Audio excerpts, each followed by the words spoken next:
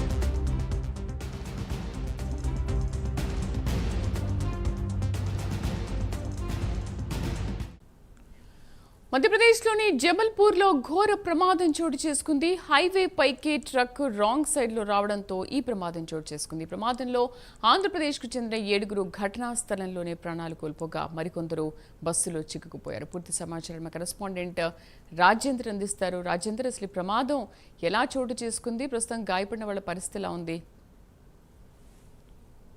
ఉత్తరప్రదేశ్లోని ప్రయాగ్రాజ్లో కుంభమేళాలో పాల్గొని ఆంధ్రప్రదేశ్ చెందిన పలువురు తిరిగి వస్తున్నారు.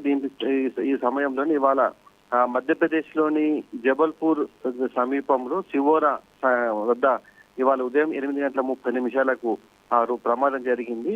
ఏదైతే ఆంధ్రప్రదేశ్ సంబంధించి కొందరు మినీ బస్సులో ఈ ప్రయాగ్రాజ్ లో కుంభమేళలో పాల్గొన్నారు. ఇవాళ తిరిగి వస్తుండగా శివోరా సమీపంలో జరిగిన రోడ్డు ప్రమాద ఘటనలో 7 అక్కడికక్కడే మృతి సమాచారంగా తెలుస్తుంది. మరికొంతమంది తీవ్ర గాయాలు పాలయ్యారు. ఈ ప్రమాదం ప్రధాన కారణమే మనకు అందుతున్న సమాచారం ప్రకారం ఈ శివోరా సమీపంలో వీరు ప్రయాణిస్తున్నటువంటి మినీ బస్సు అక్కడే హైవే మీద ఒక ట్రక్కు రాంగ్ రూట్ లో వస్తున్న ఘటనలో ఇది జరిగినట్టు కూడా మనకు సమాచారంగా తెలుస్తుంది. ఏదైతే రాంగ్ రూట్ లో వస్తున్నటువంటి ట్రక్ ఇది ప్రయాణిస్తున్న బస్సును ఢీకొన్నది. ఈ ఢీకొనలో 7 అక్కడక్కడ చనిపోయారు.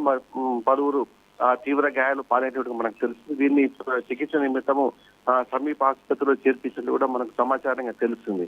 అయితే ఆంధ్రప్రదేశ్ సంబంధించినటువంటి పలువురు ఇప్పటికే ఈ మినీ బస్సులో ఉన్నారు. వీరికి సంబంధించి ఏదైతే ప్రమాదం జరిగిన సంఘటనలో 7 అక్కడికక్కడే మృతి చెందారు. మరికొందరు బస్సులోనే చిక్కున్నట్టు కూడా మనకు తెలుస్తుంది. వారిని బయటకు తీసే ప్రయత్నం కూడా అక్కడ అధికారులు చేసినట్టుగా మనకు తెలుస్తుంది. అయితే ఈ ఘటన ఒక్కసారిగా ఆంధ్రప్రదేశ్ ఉలిక్కిపడే చేసినట్టు మనకు తెలుస్తుంది. దీనికి సంబంధించి ఏదైతే సచివాలయంలో ముఖ్యమంత్రి చంద్రబాబు నాయుడు రివ్యూలో ఉన్నారు. ఈ ఘటన తెలుసుకున్న తర్వాత ఎమ్మడిగా అధికారులు ఆదేశించారు. ఏదైతే క్షతగాత్రులు ఉన్నారో వారికి మెరుగైన సౌకర్యం అందించేలా మధ్యప్రదేశ్ ప్రభుత్వ అధికారులతో మాట్లాడి చెప్పినట్టు కూడా మనకు స్పష్టంగా తెలుస్తుంది. ఏదైతే ఇవాళ ట్రక్ ప్రధానంగా రాంగ్ రూట్ లో రావడంలో శివోరా సమీపంలో హైవే మీద రాంగ్ రూట్ లో రావడమే ఈ ప్రమాదానికి ప్రధాన కారణంగా తెలుస్తుంది. వీరు జరిగిన ఘటనలో 7 మృతి చెందిన నేపథ్యంలో ఆంధ్రప్రదేశ్ ముఖ్యమంత్రి తీవ్ర దిగ్భ్రాంతి వ్యక్తం చేసినట్టుగా మనకు తెలుస్తుంది. Kalyan. Right Rajendra, thank you.